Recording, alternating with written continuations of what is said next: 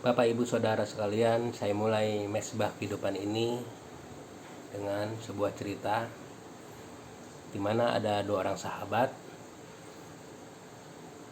Yang satu bernama Abu Bakar, yang satu bernama Ko Acong. Dua-duanya sahabat karib dari kecil. Ya, kalau zaman sekarang sebutnya seperti Upin Ipin lah gitu, saudara ya. Ketika dewasa, mereka berdua berniat untuk membuka usaha di kota yang besar. Mereka mendapat modal dari orang tua mereka dan mereka berangkat ke kota. Dan sesampai di sana, Abu Bakar membuka sebuah tempat pengobatan. Sebutnya tempat pengobatan alternatif seperti itu, saudara. Dan usahanya begitu lancar, ramai, dan dia mendapat banyak keuntungan di sana. Dan selama beberapa bulan tiba-tiba usahanya mendadak mulai sepi.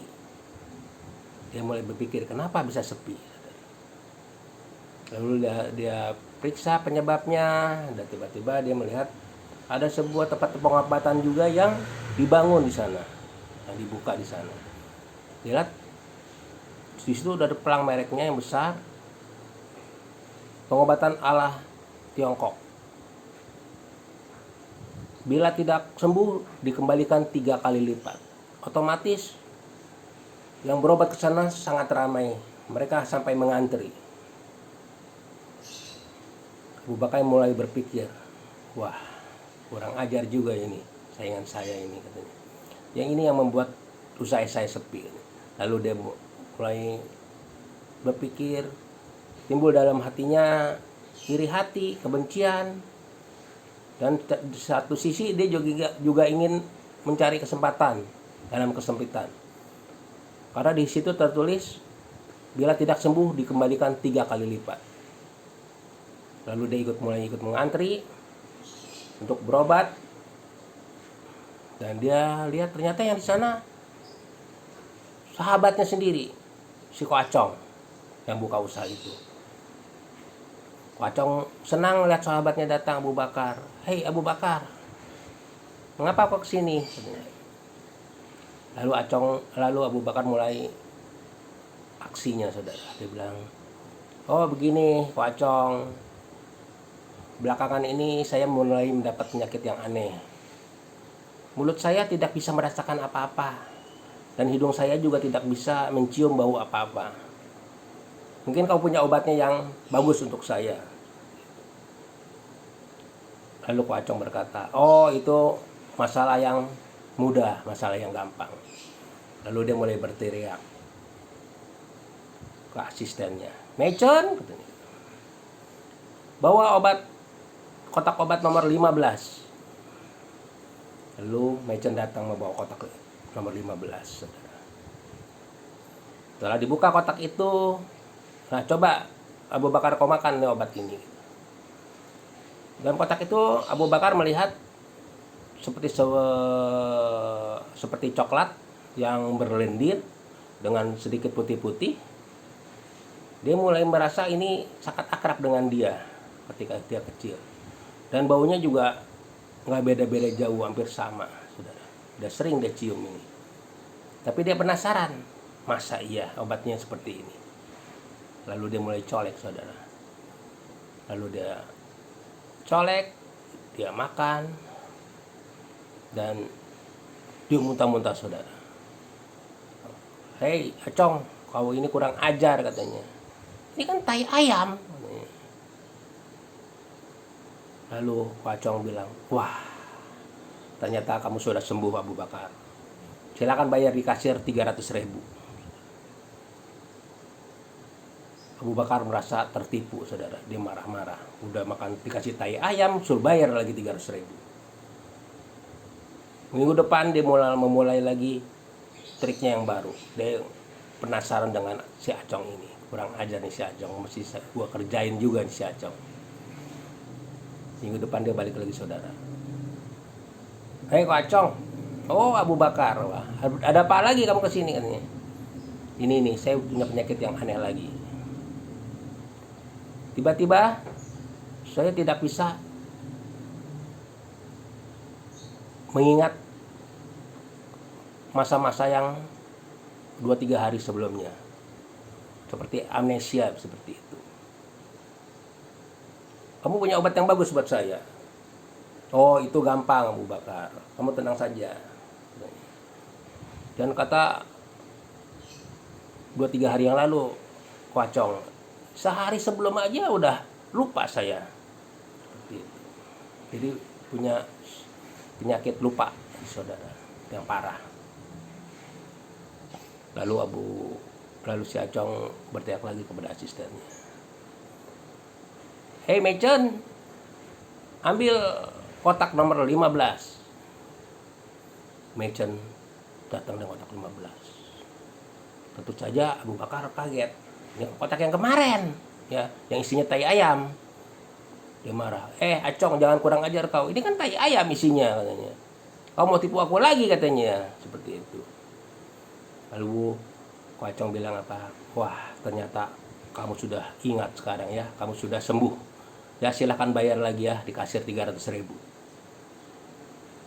Saudara, dari cerita ini kita melihat bahwa sebenarnya Abu Bakar tidak perlu mengeluarkan uang sepeser pun.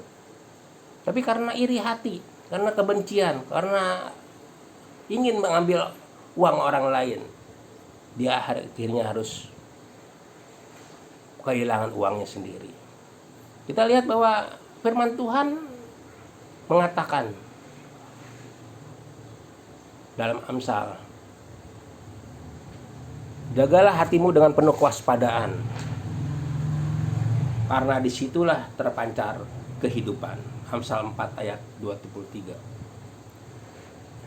Dikatakan jagalah hatimu dengan penuh kewaspadaan. Artinya hati itu ternyata sangat berharga, ya, perlu dijaga dengan baik, karena di hati ini terpancar kehidupan. Saudara, iblis seperti singa yang mengaum-ngaum, berkeliling. Kalau satu hari 24 jam dia berkeliling. Mencari apa, saudara? Mencari celah untuk masuk ke dalam hati kita.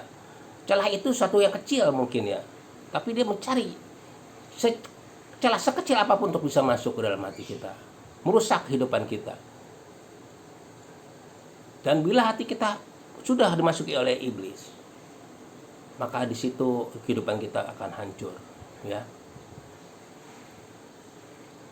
Saudara, kenapa kita harus menjaga hati kita dengan baik? Karena orang yang menjaga hatinya bisa memelihara imannya, di mana iblis tidak akan dapat masuk ke dalam hati kita. Dan orang yang tidak bisa menjaga hatinya, iblis akan berkuasa atas kita. Sehingga ada kegelisahan, ada keletihan, ada kehancuran, kemiskinan rohani, ketidaknyamanan. Saudara, dikatakan kita harus hidup seperti seekor raja wali. Dalam Yesaya 40 ayat 31 dikatakan, tetapi orang-orang yang menanti-nantikan Tuhan mendapat kekuatan baru. Mereka seumpama raja wali yang naik terbang dengan kekuatan sayapnya. Mereka berlari dan tidak menjadi lesu. Mereka berjalan dan tidak menjadi lelah. Dikatakan orang yang menanti-nantikan Tuhan mendapatkan kekuatan baru. Artinya kalau kita intim dengan Tuhan, kita tahu bahwa hidup kita di dunia ini punya target, yaitu di surga sana, saudara, bukan di sini. Hati kita tidak akan terkontaminasi oleh situasi sekitar kita, walau pandemi sekalipun tidak akan mempengaruhi kita. Seperti Paulus dalam penjara sekalipun dia tidak terkontaminasi, saudara, dengan situasi sekelilingnya. Dia tetap bisa memuji Tuhan, dia tetap bisa bersyukur. Bahkan ketika itu Paulus bisa berkata, kematian adalah keuntungan. Orang seperti itu tahu bahwa target yang harus dicapainya itu di sana, saudara. Dia merasakan justru kematian adalah gerbang untuk bertemu dengan Tuhan. Dia tahu kemana dia akan pergi, seperti itu, saudara. Dan dikatakan kita harus seperti umpama raja wali yang hidupnya dalam ketinggian, saudara. Raja wali tidak membuat sarang di bawah, tapi di atas. Ya. Memang Raja Wali mencari makan di dataran rendah, tetapi dia membangun di tempat yang tebing yang tinggi yang tidak terjangkau oleh binatang lain. Ia tidak perlu membuang-buang waktu mempertahankan hidupnya dari serangan binatang lain karena dia sudah aman dari area yang berbahaya karena hidup dalam ketinggian, sarang yang sangat tinggi di tebing yang tinggi, di mana tidak ada binatang yang bisa datang. Jadi saudara, kita juga harus menjaga ketinggian rohani kita, di mana jangan kita bergaul dengan orang-orang yang punya kebiasaan yang buruk. Karena dikatakan kebiasaan yang buruk merusak kebiasaan yang baik. Raja Wali tidak menghabiskan waktunya untuk sering keluar dari sarang kalau tidak perlu. Saudara, jadi jangan saudara menyimpan dalam hati kita sesuatu yang sifatnya buruk. Zaman sekarang kalau orang tidak korupsi di kantor atau menyalahgunakan jabatan, dianggapnya orang aneh, ditinggalkan, dijauhi. Tapi kita sebagai orang-orang yang di dalam Tuhan harus tahu bahwa dosa adalah dosa. Jangan kita melihat cara pandang dunia ini yang begitu makin lama makin buruk. Saya ingin menutup dengan sebuah ilustrasi atau sebuah cerita bahwa tembok Cina dibangun begitu banyak makan korban, begitu luar biasa, disebutnya keajaiban dunia, begitu tinggi, begitu tebal. Tapi saudara tahu, untuk masuk ke dalam dataran Cina ini, bangsa Mongol sudah beberapa kali masuk dengan mudah, bukan dengan membobol tembok, bukan dengan memanjat, tapi memasuk melalui pintu gerbang. Ternyata saudara,